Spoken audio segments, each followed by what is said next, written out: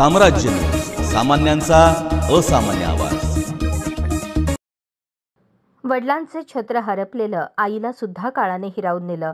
जेव्हा आईचा अंत्यविधी सुरू होता तेव्हा तिच्या लेकीने, आई तू आम्हाला सोडून गेलीस, सरकारी नोकरी मिळवण्याची तुझी इच्छा मी पूर्ण करून दाखवते, हा शब्द त्या लेकीने आज पूर्ण करून दाखवला आणि मुंबई महानगरपालिकेमध्ये लिपिक या पदावर तिची नियुक्ती झाली। ही कहाणी आहे अलका दयानंद कांबळे या लेकीची। सोलापूरपासून जवळच असलेल्या दक्षिण सोलापूर तालुक्यातील बोरामणी गावातील कांबळे कुटुंब। मूल लहान असतानाच वडिलांचं छत्र हरपलं। आई आशा आणि आपली 3 मुलं अनुप आणि अजित, मुलगी अलका या तिघांना घेऊन राहत होती। परंतु काळाने या कुटुंबावर घाला घातला।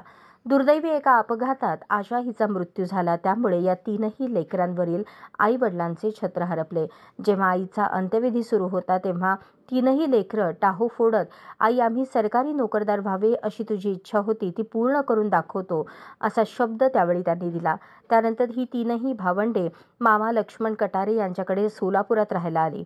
मामांनी शेजारी जागा घेऊन दिली। त्या ठिकाणी दोन्ही भावांनी कष्ट करून घर बांधलं। बहीण अलका हिने या दोन्ही भावांना मोठ्या बहिणीच्या नात्याने सांभाळून घेतलं। तिची इच्छा पोलीस व्हायची होती, परंतु काही तांत्रिक कारणांमुळे ती पोलीस होऊ शकली नाही, पण तिने MPSCचा अभ्यास सुरू केला। विविध सरकारी नोकरीच्या परीक्षा देत गेली आणि अखेर तिला यश मिळालं।